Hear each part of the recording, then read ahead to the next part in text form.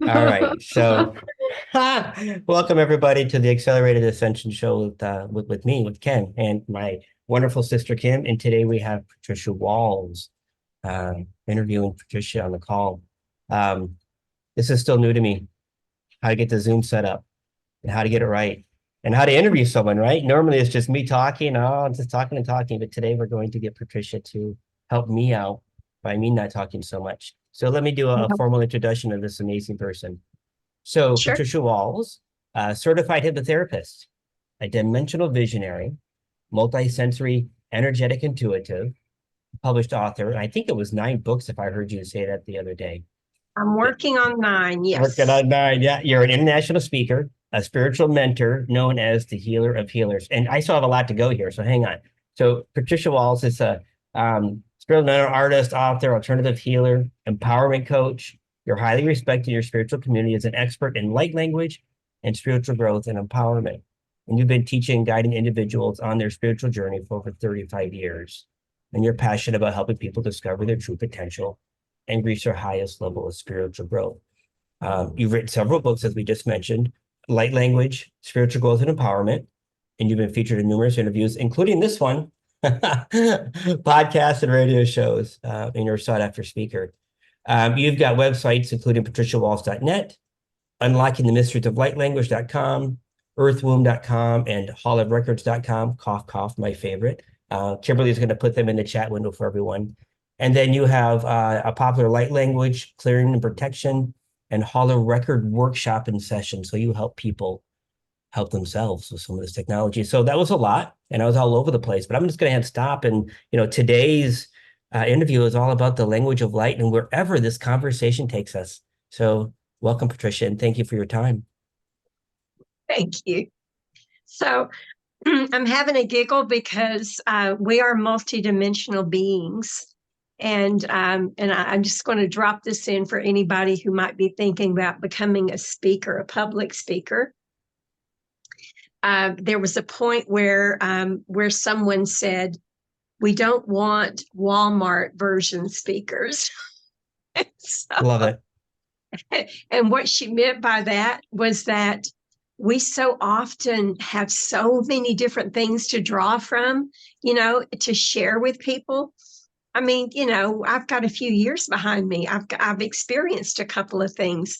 And so I can't just speak about one thing, And so it was funny whenever she posed that question, she was helping me to write my presentation to apply to be a speaker at this conference, and a particular conference. And I was like, I don't know, I can speak on this, and and she's like, no, I need you to pick one. It all kind of flows into the other one. And so it's hard to just pick one. But today we're going to talk about light language, and light language does flow into all of those areas that you mentioned that I work in, right? Because when I work with a person or even a group, because we're channels, and we're not in control. If you're a channel, you're not in control of what is shared. And so I call them the beings. It's the collective that works with me.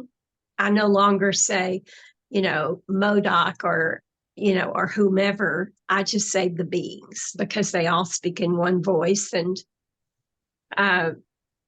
so they usually take control and they tell me what to share with people. And so light language. Okay. I talk in circles sometimes too.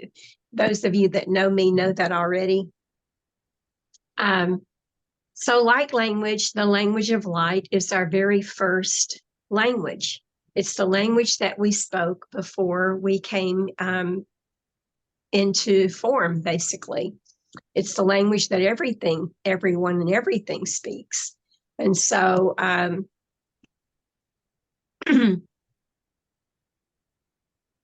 there was a story about the Tower of Babel. I keep getting these admit notices. Kim, should I even be hitting these? No, Kim's got those.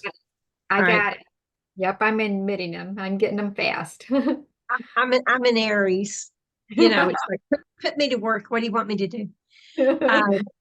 So there's the story about the Tower of Babel, right? That most people know.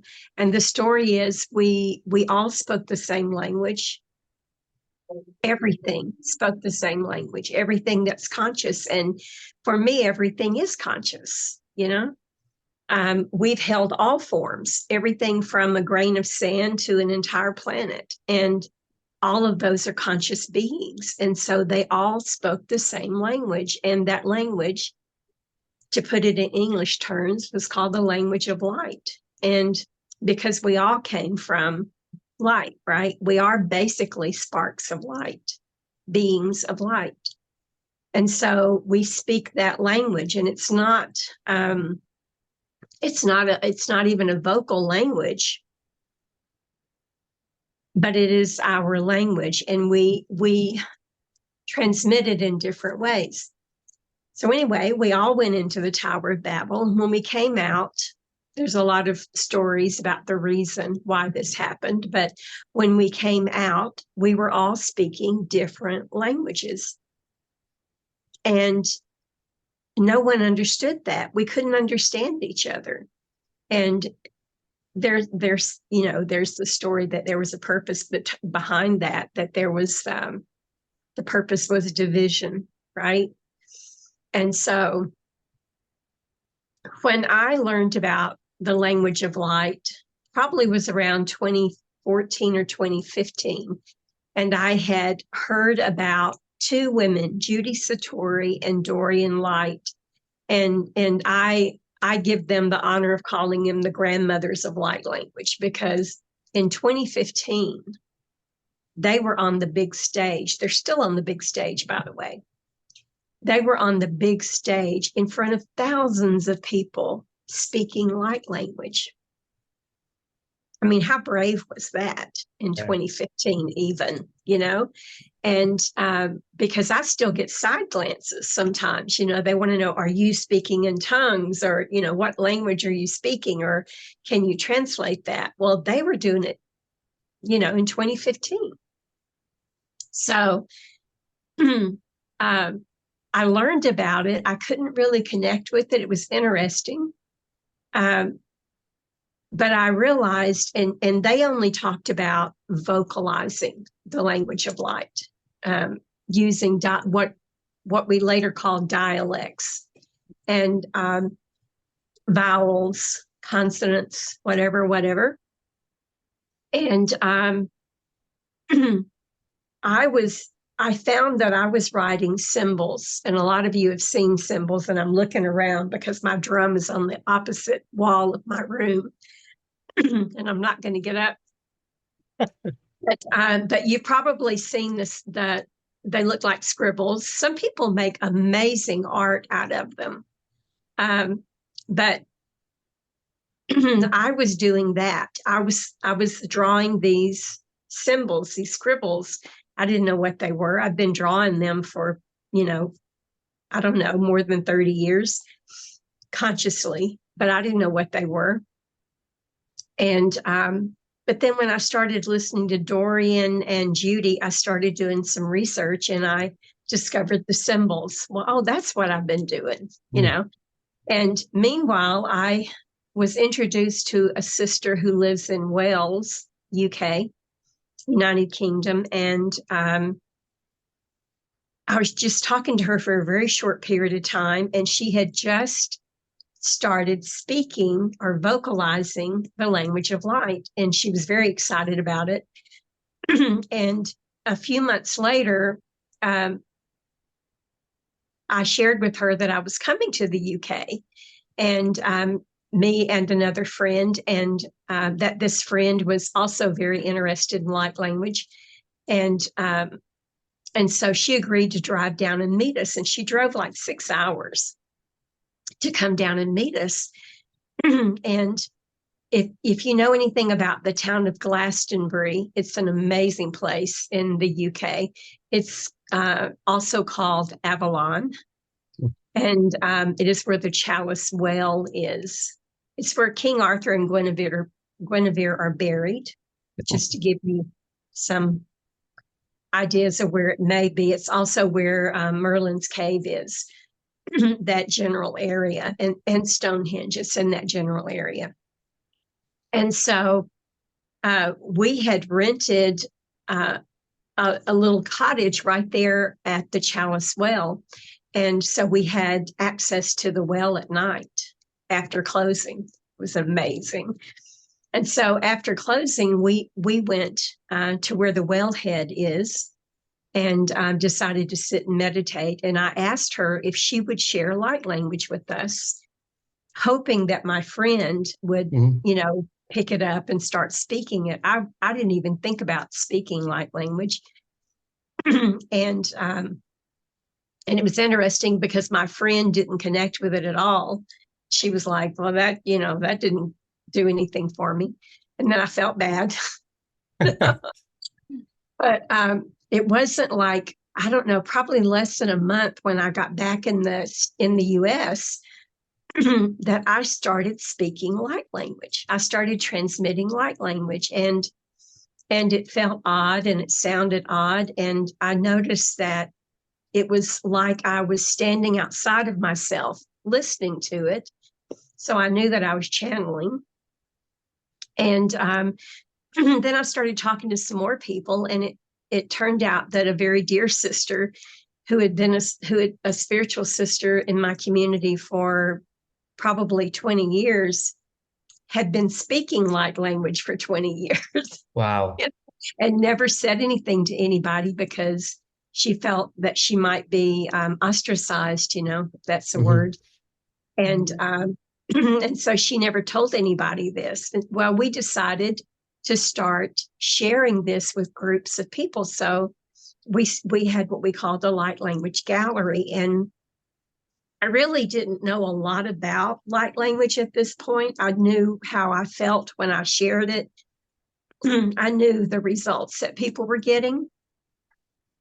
And the results were, feeling lighter.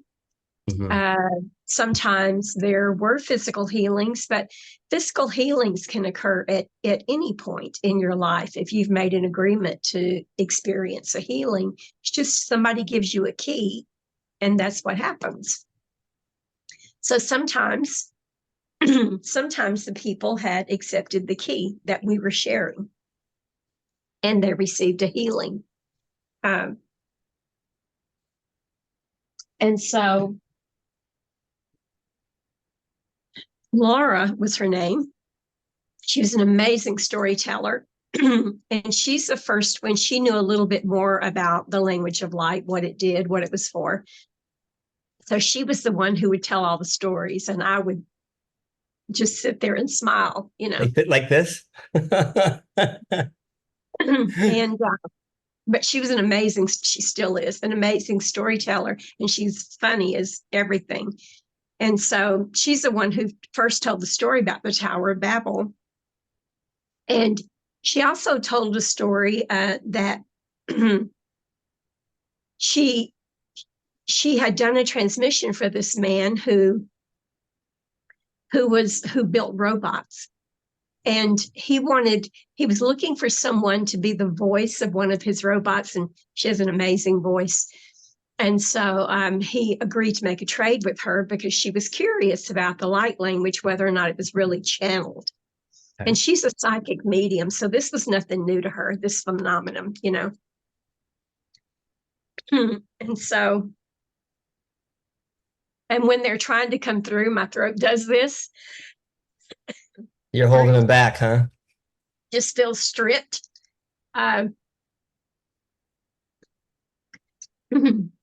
So anyway, she made this recording for his robot, and he recorded her, of course, speaking as the robot. And he was able to set, what do you call it? His equipment is what the FBI uses to identify someone's voice recognition. Okay. He had that equipment. And so he ran the voice recognition on her recording as the robot. And then she did light language, and he recorded that separately. And so then he made the report for, the voice recognition. And when he compared the two, he told her, he said, if someone took you to court, they could not prove this was you speaking light language. He said the voice patterns are entirely different. Very, very cool. I can recognize that. It's cool, isn't it? Yeah. I love that kind of scientific proof. So that was, I learned a lot by working with her. And during that time, Source started talking to me, or the being started talking to me about writing a book about light language. And I didn't have enough information to fill a book. I had written other books, but I didn't have enough information on light language to fill a book. And so I invited her and two other sisters. One of them is the sister that was in Wales. Wales, I always say it with an H. She's probably shaking her head right now. And so there were four of us that co-wrote this first book called The Galactic Frequencies of Light. And about a year after that, I had enough experiences and conversations with the beings that I was able to speak about light language with some kind of intelligence. So I wrote a second book, and it was a week after I published the second book, the being said, okay, now you need to publish a book on codes. And so the third book is not so much about light language, but it's a book of 144 codes that people just can look at the codes and allow them to do what they do. So that's interesting. Question, yeah. So the other question of what is light language? How do you use it? Where does it come from? Okay, so it came from the universal source, right? As I was writing the second book and I had a little bit more knowledge and connection, I was asking the beings a lot of questions because I needed to be able to speak about these things. I knew people would ask these questions. And so I noticed that sometimes I would write the symbols, sometimes I would vocalize them, sometimes I would sing. And I noticed that there was a frequency difference between when I sang and when I spoke it. And then also, I noticed I was talking with my hands a lot. Some people call those mudras, where you put your hands in certain positions for certain. Right.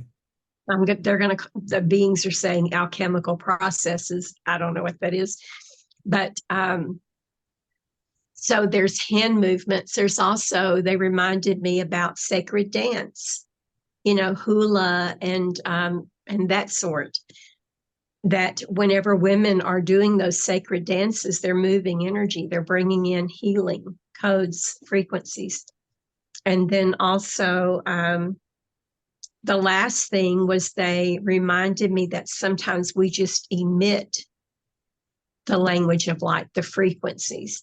And anyone who's a Reiki master recognizes that, because as Reiki masters, sometimes the answer is no. Ken and I don't understand each other. Yeah, no, we don't. It's funny. I should say on a lot of levels. No, I'm just kidding. It's all good. It's all good. But so yeah, sometimes we simply emit the codes. I notice that when I'm giving someone a transmission, some people would call it an energy transmission, right? But whenever I'm working with an individual, sometimes I will be guided to ask them to look into my eyes.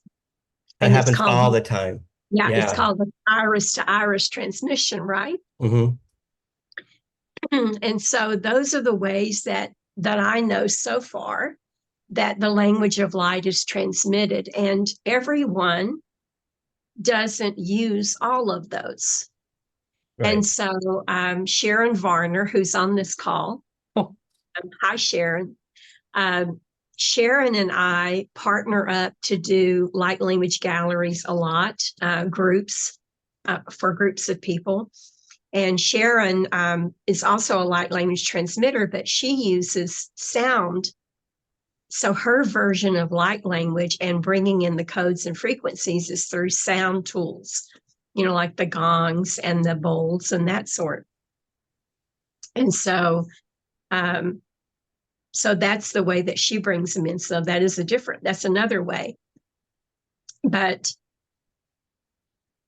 people will always ask, how can I start doing light language, right? That was one of my questions for people. Yeah, absolutely. Right. I'm circling back to all these questions, believe it or not. And so hopefully everybody knows what the clairs are: clairvoyant, clairaudient, clairsentient, on and on and on. So they say that we are born with all of those gifts. But we have one particular of those that we use the most, right? For me, it's claircognizance. For a lot of people, the most common is clairvoyant. And so light language is like that. We are born being able to use all of those transmissions, all of those ways to transmit. But we frequently just use one. We're comfortable with using one, right? Mm-hmm. Some people are just perfectly happy writing the codes, the symbols. They have no desire to speak light language. They're happy with that, just like with the clairs. But we have all of those. And so for me, I primarily exhibit all of those at different points. And like for you, Ken, I don't know, are you just speaking it or are you using other forms of it? Are you transmitting other forms? Just speaking it. And I do the iris thing all the time. And I find that when I use a light language in a session, if somebody's very emotional or very high strung, it'll take 2 or 3 minutes and it'll calm them right down. And even on animals, it's really strange. But yeah, I speak it all the time. I don't write it. I don't channel it any other ways that I'm aware of. Yeah. Let's see, what were some of the other questions, Kim? Well, one of them was, how can it help you? Why would you use it? For yourself, is that a good Yeah. question? Like, what value does What it value bring does one it- person? Yes. Yeah. So the purpose of light language is the universal light language. It's our connection to source. And it brings in frequencies of light language, right? So it brings in light frequencies that make changes in our way of being, right? Whether it's mental, emotional, physical, or spiritual, it comes in and it makes those needed adjustments for us. And it's different for everybody. I very often speak with groups, and it affects each person differently. Although it's one transmission, it will affect each person differently because they're going to receive that part of the transmission that they require. Okay, so another question is are you able to translate it? The answer is no. There are people in our spiritual community who say that they can translate light language. And this is my response to that. I never tell somebody they can't do what they think they can do, because who am I to say that, right? Everybody does exactly what they say they can do. Mm-hmm. But there's a but. Yeah. I do have an explanation that I think it helped me anyway. So because I'm an intuitive, and most people who are transmitting light language in whatever way they're transmitting it, they have reached a certain level of consciousness to where they have a certain level of intuition, right? Mm-hmm. And so when I am transmitting light language for people, I very often, not all the time, but often will also get an intuitive message for that person. because it confuses people when I say I can't translate light language, but if I'm giving them a transmission and all of a sudden I give them a personal message, they're like, what the hell? I thought you said you couldn't translate it. I can't. I'm intuitive and I can do two things at one time. And so because I can do two things at one time, I can transmit transmit light language and receive an intuitive message and cook all at the same Wow. time. Wow. So as you're talking, they're showing me how this actually working. They're showing me, a stream of data that's going across in front of me, right? And that individual who says they can interpret light language, they're interpreting a bit or a byte, a very pinpoint resident frequency in that data stream that they're able to pick on, but they're not getting any of the other stuff because it's for everybody else. So it could be 1,000 bits of information and they're interpreting the one thing. And by the way, the same thing happens to me when I'm doing the one-on-one sessions and I did it, just going at it. I'll spit out some words and it's the topic or just the container, but what's actually being delivered, absolutely no way to interpret it. It's encrypted, if you will. That's a good way to put it. And I share this with everybody. And one of these days, I'm going to find that article again. You know how Source just sends information to you and then you can never find it again? Yes, all day long. There was an article that came across my feed one day and it felt like a young woman. I always call her a young woman. But what she said was that especially with symbols and when you're speaking light language. So one click of the tongue, one vowel, right? One brush of the pen contains thousands or millions of downloads of information. So how can you put that into an English or any other language? How, like you're saying, it's bytes of information, and you can't put that in a string of even 10 words. You can't. Yeah. I do like the fact that the understanding that I have now that when I walk around all day long and it just goes and goes and goes, and I ask myself, why is this happening? There's no one around to hear it. And I'm obviously not writing it down, but it is bringing me closer to that central pillar, right? It's just opening up that channel and it is bringing me information. So that awareness was helpful because, I think I'm connected, right? I think they're just going to do whatever they're going to do. I don't have to speak it, but it happens all the time at random times. And I don't know what it is. You're of service, are you not? I am. Okay. So you're not just of service to human beings. You're of service to people, places, and things. Mm-hmm. Okay. Yeah. We have a couple of questions here. I'm just gonna interrupt quickly. Sure. Trina says or asks, does light language have anything in common with sacred earth languages like Hebrew and Sanskrit? Any relations or relationships? Okay, that was going to be my next thing to share. Oh, okay. Let's see. So when I was writing the second book, I had noticed that, Ken, you talk about this, the different dialects. We're going to call them dialects, right? Sure. And so you mentioned that you're up to like 600 and something, I think is what. Like 710, yeah, something like that. Something like that. Okay. I don't even try to count either. mine.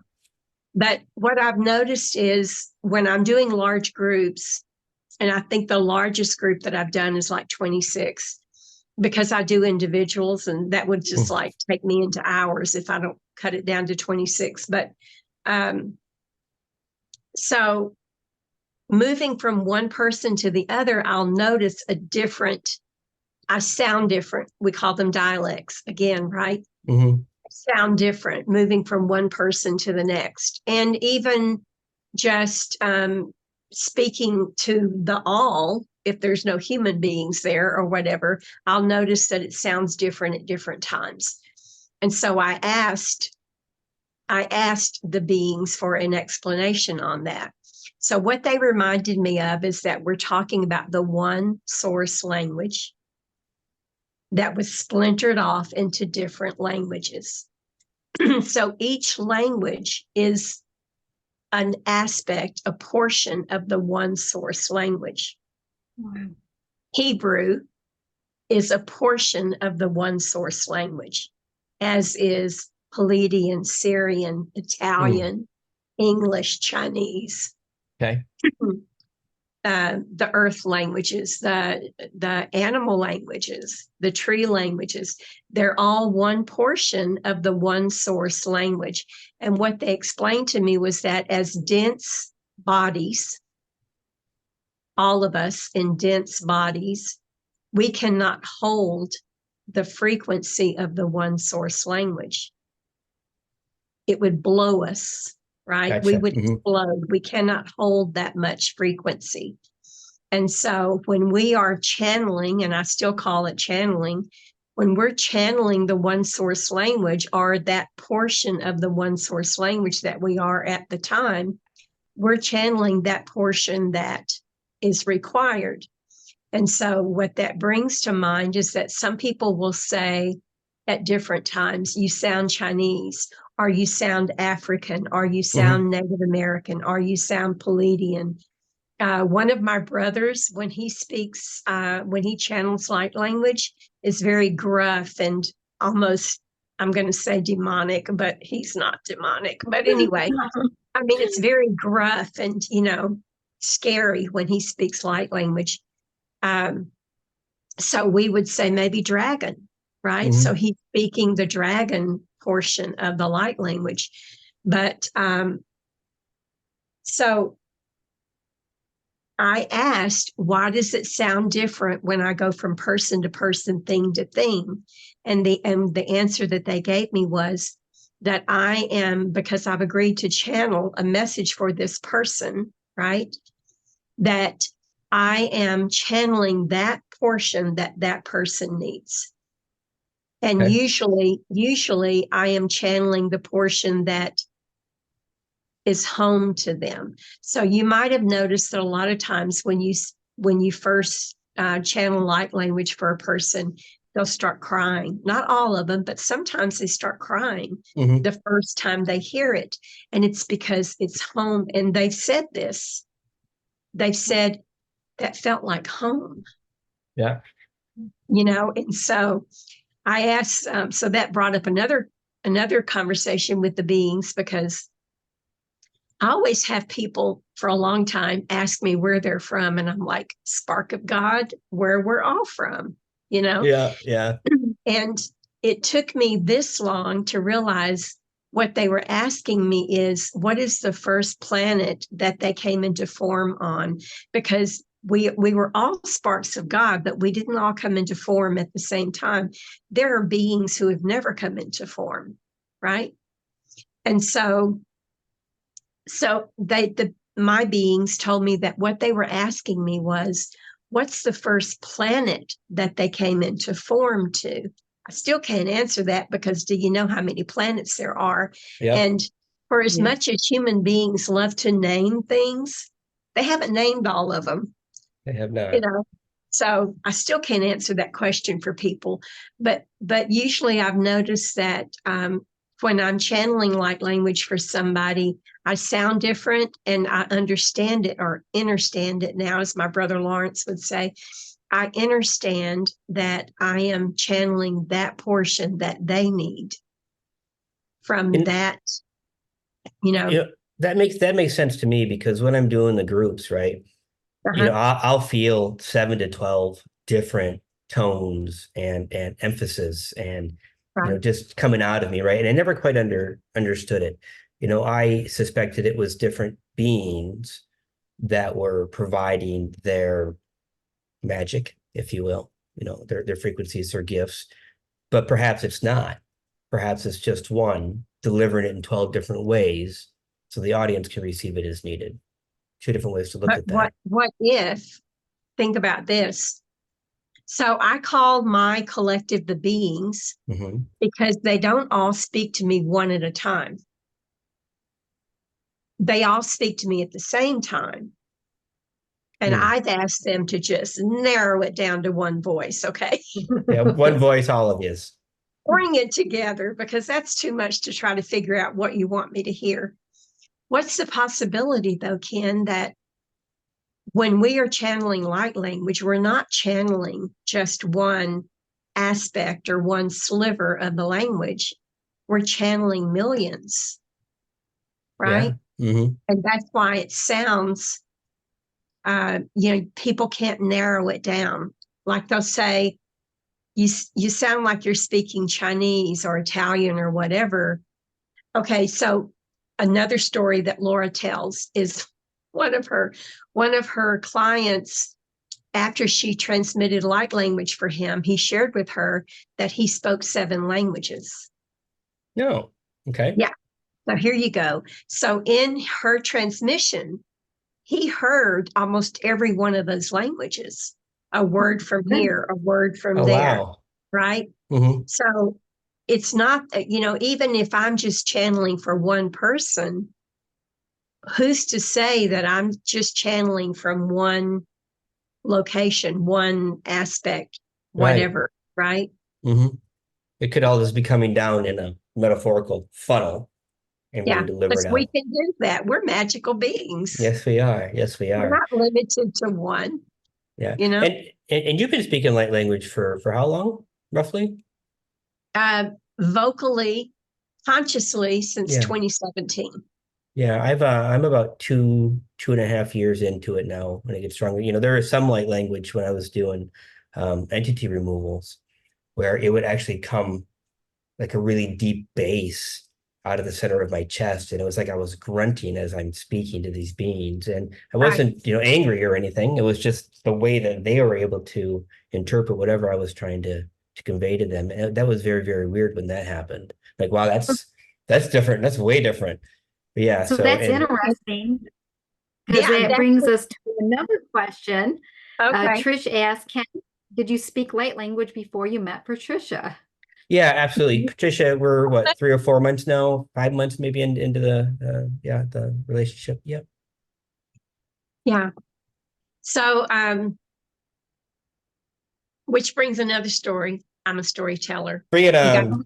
you got to Yeah. tell me Absolutely. sometimes to limit it, but that's how I share with people, is through stories. And so I knew that I was channeling, because you're channeling when you can't recreate it, Hmm. right? You're Hmm. not in charge. You know that you're channeling, and when you don't remember it.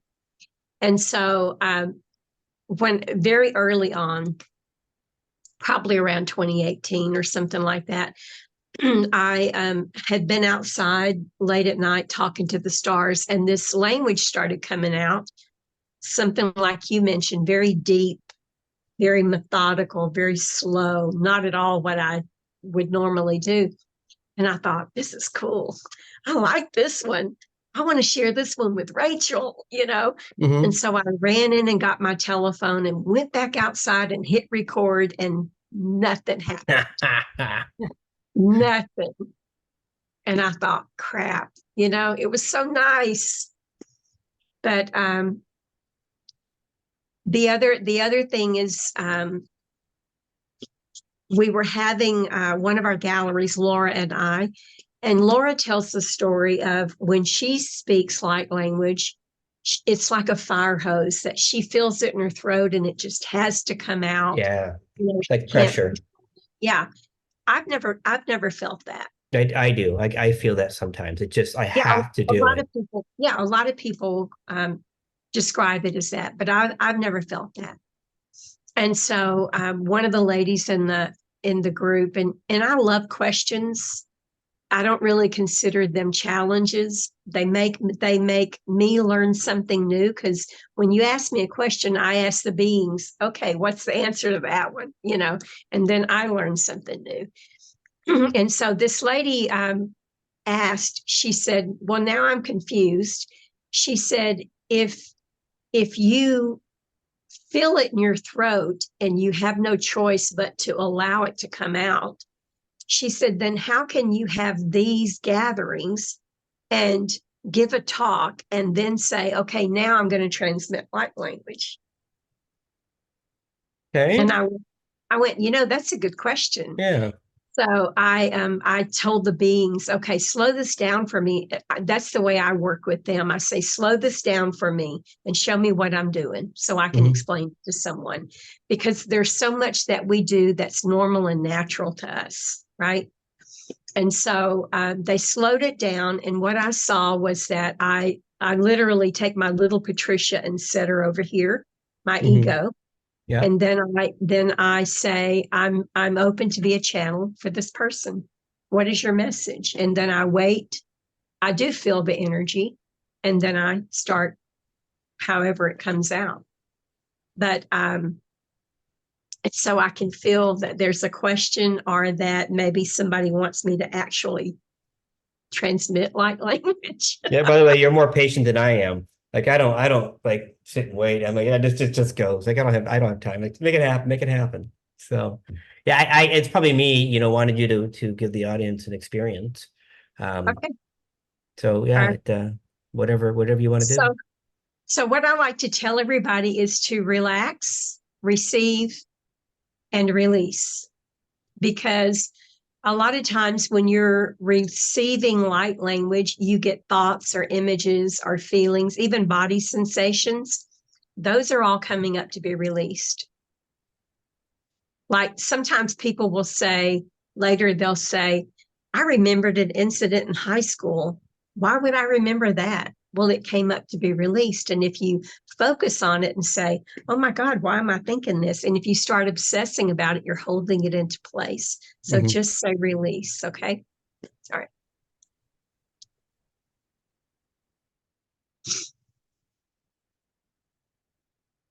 Me ahanta yele oshte akai. A me ahanta hili upa amayehenene ukolo. Be o mahapa a le ache be e o koi mahakapi. A pe ahtai en namu babaye na mekalidi utuela. Hashe le o mokoi baha. A te ala yente peke o ko me pahandaye ne me eto. Go e he pea o e shela o chiki pe onde yama. Mo e pihentu la ye te peke awa. A me anche le ashe o lupui ikipi. Hoa e mahanda e me e. Go e pe ala e uite ala. Hoi ai shel e chiki unko. Me mu umbahianda he no be ashi le itiwa. A me habai a kayele de e oto me kuiba shuele be a hanta in the mo me uhe baye a la yi chike holeba uhopa a me yahana antuki ili upaya. So for those who are asking, is it the same as speaking in tongues? Not in my inner knowing. In my inner knowing, speaking in tongues is when you're having a one-on-one conversation with the Holy Spirit. And this is not that. This is channeling frequencies of light, codes of information. And I appreciate that, because I've been asked that question before in the beginning. I'm like, yeah, it's kind of like the same thing, but that was before I had an understanding. And by the way, with regards to the light language exercise you just did, I got the initial message, to relax and to hang on. I'm in the right hands at this time with the right people, right? So the group that I'm working with now are the right ones. It's going to be a very intense ride, and they were giving me instructions on how to ease through this transition, but I didn't get the instructions. I got the instructions, but they're just like, hey, hang on, you're in the right hands, and blah, blah, blah, blah, blah, blah, whatever else they said after that. So, ultimately, I think this is an exercise where we all get to reflect on what did it feel like? What information did we get? And Kim, I don't know if you want to share anything on your side or not. It's okay if you don't. Well, there's some great messages coming through. It's beautiful. Loved it. Download received. Wow, this is fascinating. Thank you for the opportunity to hear this. I'm so grateful. So I just wanted to acknowledge folks that are putting things in the chat and just saying, you know, how grateful we are for you both and what you lend to this. I did have one question that wasn't sure if others would want to know about it, and that is things like, can anyone do it? And if so, how do they do it? Do people seek it out? Do they seek out how to do it? Do you have people come to you, Patricia, and say, hey, I want to do this. How do I do it? Exactly. All the time. And the answer is, this is our language. Yes. It belongs to everything, right? We just have to remember and connect. And sometimes we call it keys, right? And a good example is I think, Ken, you may have sent this lady to me. I think you may have Is that a sent good this thing? lady. You've sent a lot, and I thank you for that. But I'm pretty sure you might have sent this lady to me, and she was saying that she wanted to activate her light language, and she wanted to know how to do it. Hmm. And what I would normally tell her, the being said, "Nuh-uh, this is the answer to that one." Okay. Mhm. And so the answer was that we have keys that we have agreed, part of our blueprint, right? That we are activating one another. And so they reminded me that I had listened to Dorian Light and Judy Satori for a couple of years, right? Until, and I never felt called to speak light language. But when I listened to Rachel, within a month, I was spewing it everywhere, right? Yeah. Rachel was my key. And I so, yeah, so a lot of people get activated when they hear me speaking light language, the ones who have made that agreement with me, but not everyone, right? Yeah, So, I want to share with you there. I apologize, I interrupted you. There yep, are two things that I remember about activation. One, I learned how to speak light language from a 6-minute audio on the way to on a ferry on the way to Key West, and I found myself covering my mouth. And then the minister at the Cosmic Center, Baba Sharon, I was doing a session on her, and Yeshua came down. He stood behind her, so she was in front of me. He stood behind her, and I believe he put his hand, through her, was touching her heart and telling her, "Now it's time for you to speak light language." And so she started right there in the spot. So everybody's a little different. The keys, if you will, they're probably different for everybody. So I didn't mean to right. interrupt, but I wanted to share that. Yeah, yeah. At one of our recent retreats, I think it was December, Sharon, at one of our recent retreats, the beings had me do an exercise with everybody. And so they had, and we can't, it would take too long to do it here, but it gives you an idea of what you can do for yourself. I believe in empowerment, right? I believe in finding tools that you can use for yourself. And so that's what I share with people. And so that's this.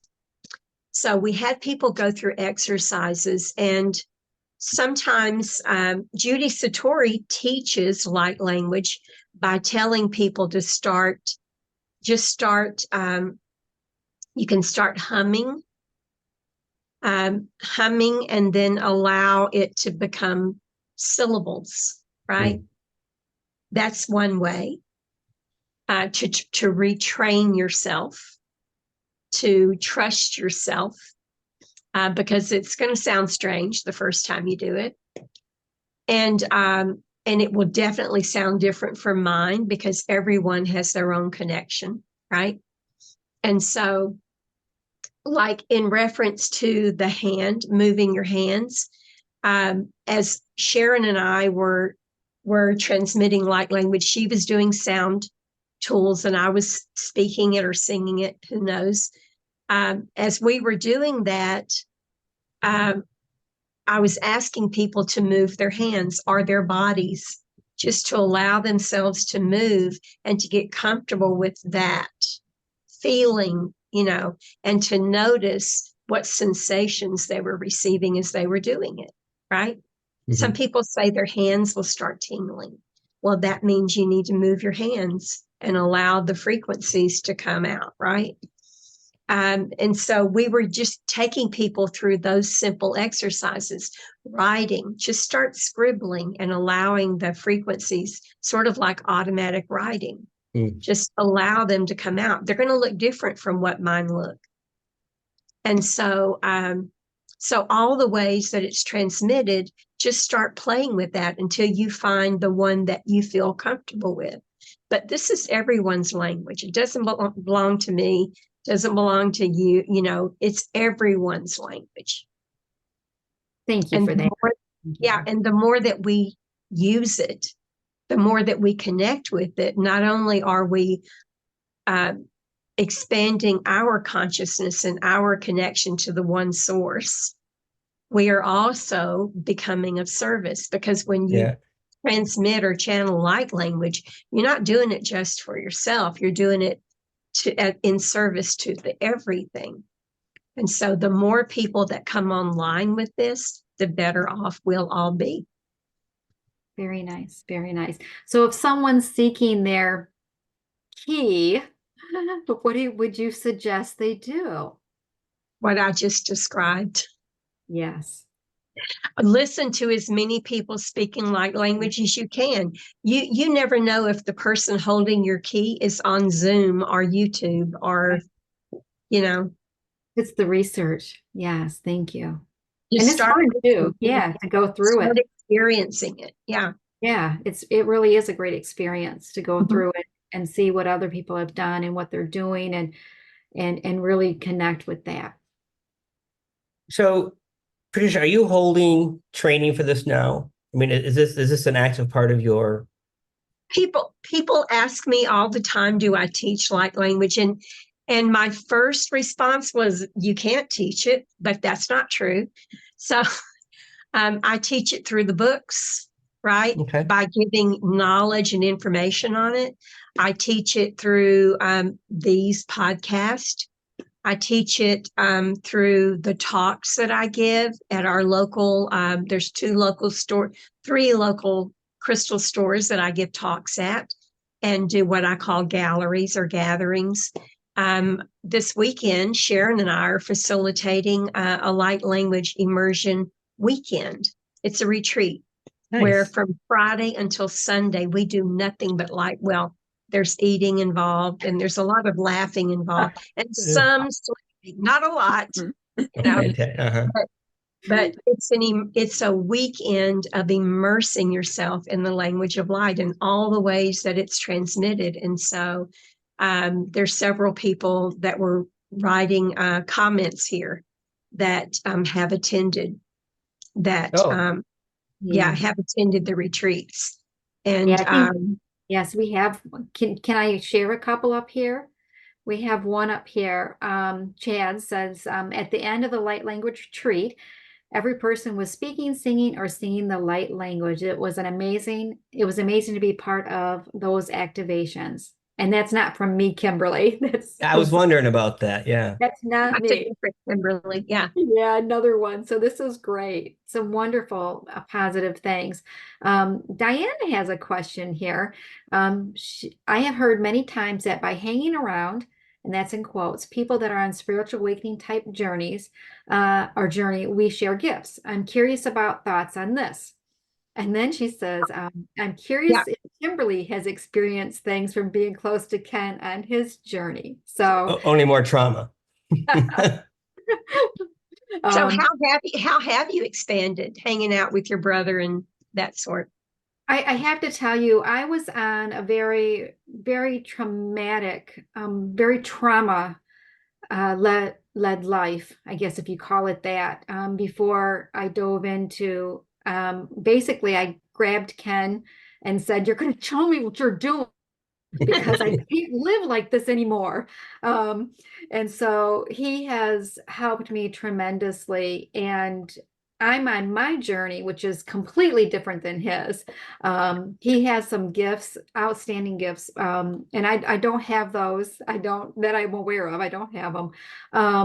But I've learned meditation. I've learned to release trauma. I've learned things from Patricia. I've gone through her things and had sessions with her. I love the Hall of Records. That really helped me a lot release things. Am I through? No, no, there's still lots to do. But I'm always wanting to jump in there, learn, grow. I love being with Ken on his journey and hearing about it and experiencing it, and just being there for him. So So in that though, have you noticed an increase in your intuition or your connection at all? my I don't have the connection. I have, Everybody has a connection. well, that I'm aware of. I don't have the beans. I don't have that kind of connection. I have more, I have peace. So I didn't have peace before. Okay. I have things that I've never experienced in this lifetime so far.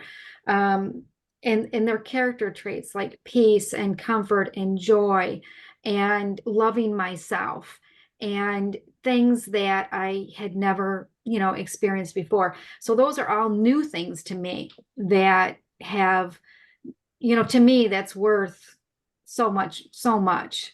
I can't, it brings me to tears because there were many, many years. I mean, my whole life, I did not have those things. And so my journey has been on healing and getting on the other side and healing of the family. And so it has helped me tremendously.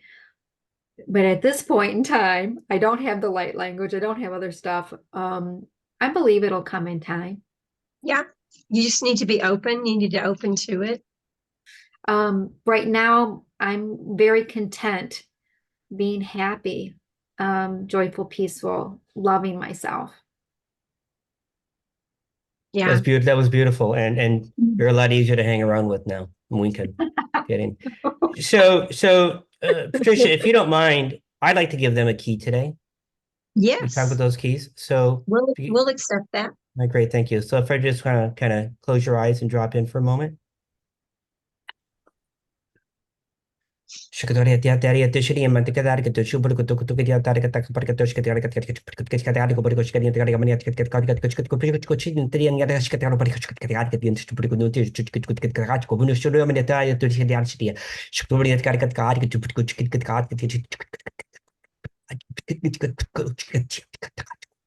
Niatare tu chutu tu kubo tu niata adi seriati tu chukotia mianonia ma ali ni tuska apa ali ti storia to ti achikari ko bodi ti ni da achi ko muski ni ti achika tu chukuru ko di karach ko ru ki karach ki ni chukudom ti chukari ki ati chiri ata chukadu ko tu ta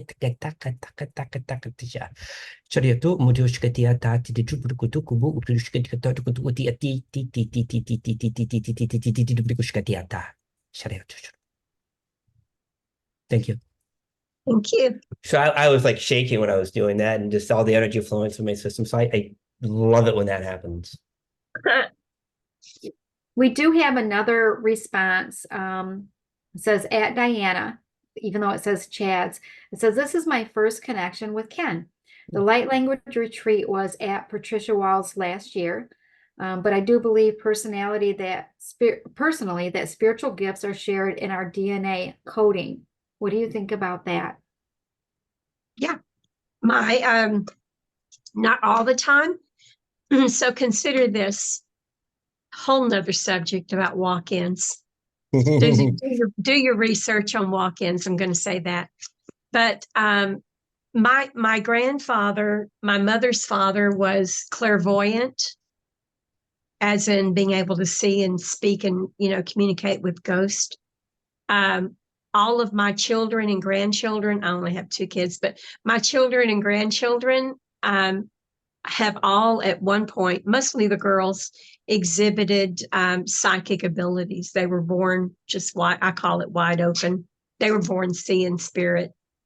And so I think it is genetically passed down through the genetics, but also there are people who have, you've heard it, the near-death experiences where all of a sudden they're wide open and it has nothing to do with their genetics, right? And that's what happened with you, Ken, right? Yeah. So before your near-death experience, were you exhibiting any psychic abilities? Nope. So it's not always genetically related. Mine is, mine was genetic, but and as far as I know, I'm going to share this.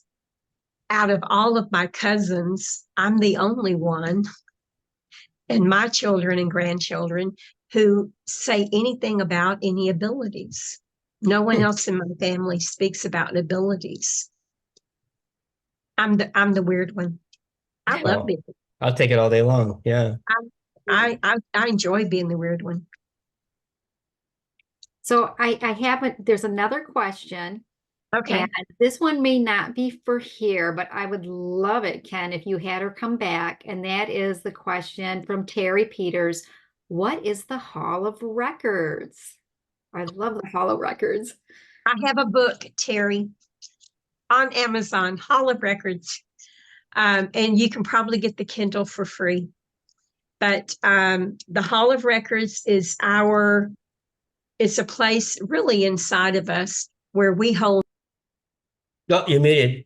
Patricia, you just muted. Scam call.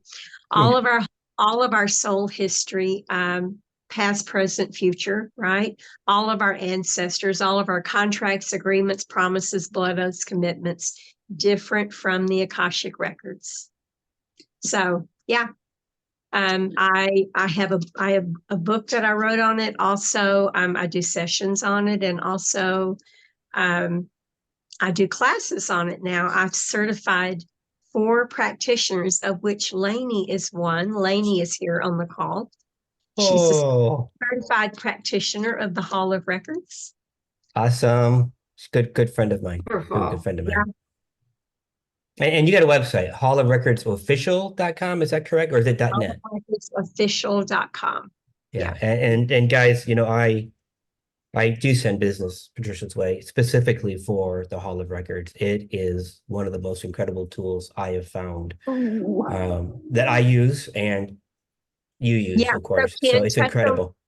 Yeah. So Ken and I, the way that we met was that he was referred to me because he was talking about being the living library. The information came that you were the living library. And this person said, well, wait a minute, Patricia's doing the Hall of Records. How does that work? And so she connected the two of us and we started talking to figure that out, because I had the same question. Oh, wait a minute, how does that work? And my understanding was Ken is working with all of consciousness, right? All of the records for all of consciousness. And again, consciousness is not just human beings, right? Mm-hmm. But the Hall of Records is individual. It's your individual records that you go and work in and decide what you want to do with those. So the difference is the Hall of Records is within the library. It's the individual portion of that. What I like about it the most is that people who are on their own journey, they're always talking about, I've got to do the work, I've got to do the work. And it's hard. It's hard to heal ourselves. It's hard to heal the ancestors, to even know what's happening out there. But the Hall of Records, it's that tool that does it with you, not for you, but with you. You've got to do the work, but it's that fast. It's all of a sudden you go from, 0 to hero that quick if you just ask the right question and do the right thing. So those years and years of trying to solve the mystery to get to the solution, right? It happened like that with your tool. Yes. Yeah. So Wonderful. the Akashic Records, you can go and look at your book of life. Book, singular, book of life. Okay. The Hall of Records includes all of your records for all of your soul history. Yes, including ETs, because you have lived as an ET at one point or another, right? You're actually an ET right now. That's part of the 9th book that I'm writing, is called Galactic Human Beings, because we are also extraterrestrials to some other planet. They call us, Absolutely. right? Right. Yes. So we are also ETs. But yes, it includes your history, any contracts that you made, any agreements, any condemnations against you in whatever form you took, whether it was the form of being a grain of sand, a human, or an extraterrestrial. All the records are there. So did you see that question by Terry? Does studying and working with the Yes. Hall of Records equate to shadow work? Yep, I was getting ready to It's, ask that. Okay. it's related, right? Because when you go to the Hall of Records, you're looking at any contracts, agreements, promises, blood oaths, any Mhm. vows, any curses and hexes, any judgments against you by even a court of law or a community or a person. Anytime that you were bound or, any of that, it's all there in the Hall of Records. And so you could equate that to doing your shadow work. Sure. I absolutely would, but I definitely wanted to hear your understanding of that as well. Yeah. Yeah, it's a shortcut. I mean, it's not really a shortcut. It's a big ass tool. It gets the job done. How does that sound? Yes. It's just a different way of getting to the same place. Yeah, yeah. There's nothing new in this universe. Nothing. No, We just what I can connect with, another person will connect through a different modality. It's just getting you there. This is just another way to get you there. That's it. cool. So we're about an hour into it, and I think we've got most of the questions answered. So Patricia, how does somebody reach out to you? How do they work with you? What kind of advice could you give them if you have any kind of closing statements you'd like to have? I have several websites, too many websites. And patriciawalls.net is my main website. Earth Woman, it's WOMBYN because we're woman, right? Earthwoman.com is pretty much where everything is listed, the courses, the events. So there's an event page there that tells you where I'll be. If you want to come out and chat with me, there's a Calendly link to make an appointment with me. So yeah, it's all there. Okay. If you Google my name, you'll find me. And that's Unfortunately, Walls with an S. Walls with an S. Yes, Yes. because even I got that wrong in the mail outs. All right, Yeah. everyone. Listen, this has been fantastic. Patricia, thank you for your time. Kim, thank you for co-hosting. It Thank was wonderful you. spending time with you. And we'll be And doing an eyeball to eyeball in a few weeks. We have, wait a minute. Oh. We have one more question that kind of snuck in here. Georgia says, how do our ancestors relate or are involved in channeling light language or writings? It's a question. Are they all involved in Hall of Records? Okay. Again, your Hall of Records includes all of your records, 950 billion years, plus all of your ancestors. Okay, so when you go there, you're looking at a particular problem. So if you're looking at poverty, your ancestors may have handed down a curse. So those ancestral records will come there for you to deal with. So yes, the Hall of Records includes everything that you've ever been and all of your ancestors. The language of light is not new. Everything is always spoken the language of light. So even some of the writings, at one time I did research and there was some writings from one of the desert tribes. And when I looked at it, the symbols looked a lot like what I write, what my symbols look like. Wow. And so there's nothing new. The language of light is not new. It's just that human beings are finally connecting into it. So And- did you notice Trish snuck an extra question in there? I know it. She did. Does the Hall of Records include the future too? Yes, past, present, future. Future. Yes. All of it. Yeah. Thank you, everyone. Thanks. All right. Thank you so much, Patricia. And you're on my hot list in terms of sending people away to do the work that they need to do themselves. Because as you And said, I'm really, yeah, I do the I'm work for them, tremendously but grateful times they for have it. to do it. Yeah, awesome. So, Yeah. all right, everyone. Thank you so much, Thank and we'll you. see you again. Yeah, thank you for Great day. inviting me. Thank you. Everybody, Bye, Patricia. have a great weekend. Bye. See you soon. Bye.